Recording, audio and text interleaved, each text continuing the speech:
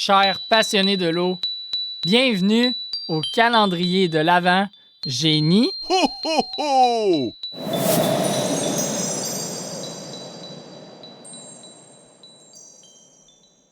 Bienvenue dans ce tout premier épisode de notre calendrier de l'Avent sur l'eau. Petit disclaimer avant de commencer, puis ça vaut pour tout le calendrier de l'Avent. On a fait de notre mieux pour valider tout ce qu'on va dire, mais on n'est pas à l'abri des erreurs. Donc, si vous pensiez nous citer pour un travail à l'école, on vous conseille d'aller valider avant de votre côté. Sur ce, on le sait très bien, l'eau, elle est essentielle à la vie. Mais savez-vous d'où elle vient? Est-ce qu'elle a toujours été là? Ou a-t-elle plutôt voyagé depuis les confins de l'univers? C'est une question que je m'étais étrangement jamais posée avant.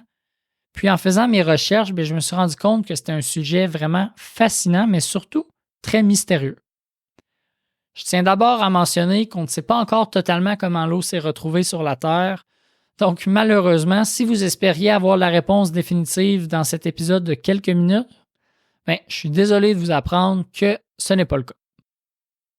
C'est quand même fou par contre de penser que malgré toutes les découvertes scientifiques, les progrès technologiques, on n'a pas encore élucidé le mystère de l'origine de la substance la plus essentielle.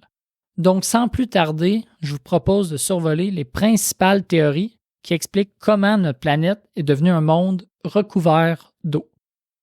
Commençons il y a environ 4,5 milliards d'années, quand la Terre venait tout juste de se former. À ce moment-là, notre planète, c'était encore une boule de magma en fusion, donc beaucoup trop chaude pour contenir de l'eau liquide. Pourtant, on a des preuves que seulement 100 millions d'années plus tard, les premiers océans ont commencé à se former. Comment c'est possible, considérant que la température était alors beaucoup plus élevée qu'aujourd'hui? Eh bien, à cette époque, l'atmosphère était aussi beaucoup plus dense que celle d'aujourd'hui, ce qui est notamment dû à la collision entre la Terre et une planète de la taille de Mars, collision qui a d'ailleurs formé la Lune. La pression atmosphérique étant beaucoup plus élevée à ce moment, ça a permis à la vapeur d'eau de se condenser et de rester sous forme liquide, même à des températures allant bien au-delà des 100 degrés Celsius. Maintenant, si ça l'explique comment les océans ont pu se former, ça n'explique pas d'où vient cette eau. Pour ça, les scientifiques proposent plusieurs théories, et en voici 3. La première, l'eau était déjà là. Une partie de l'eau proviendrait des minéraux hydratés du manteau terrestre, donc pas sous forme d'eau directement, comme sous sa forme standard qu'on est habitué, mais plutôt de OH et d'hydrogène.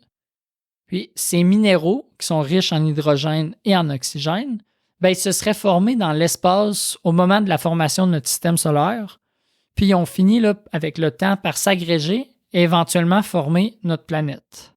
Puis les volcans primitifs, c'est eux qui auraient libéré cette eau sous forme de vapeur qui a fini par se condenser en liquide. Maintenant, deuxième théorie, les astéroïdes. Une autre partie de l'eau aurait été apportée par des astéroïdes carbonés qui sont riches en eau et en minéraux hydratés. Ça serait arrivé pendant le grand bombardement tardif, il y a environ 4 milliards d'années. Donc à ce moment-là, ces astéroïdes ont frappé la Terre à maintes reprises, ce qui aurait apporté une quantité importante d'eau. D'ailleurs, leur composition isotopique, c'est-à-dire le ratio d'eau lourde composée de deutérium et d'eau légère composée d'hydrogène standard, elle est très similaire à celle de l'eau sur Terre, ce qui semble appuyer cette théorie. Troisième et dernière théorie que je vous présente, les comètes. Donc, pendant longtemps, les comètes qui sont riches en glace ont été considérées comme une source potentielle. Par contre, il y a des études récentes qui semblent indiquer que leur composition isotopique diffère de celle de l'eau terrestre, ce qui suggère qu'elles ont probablement seulement joué un rôle mineur.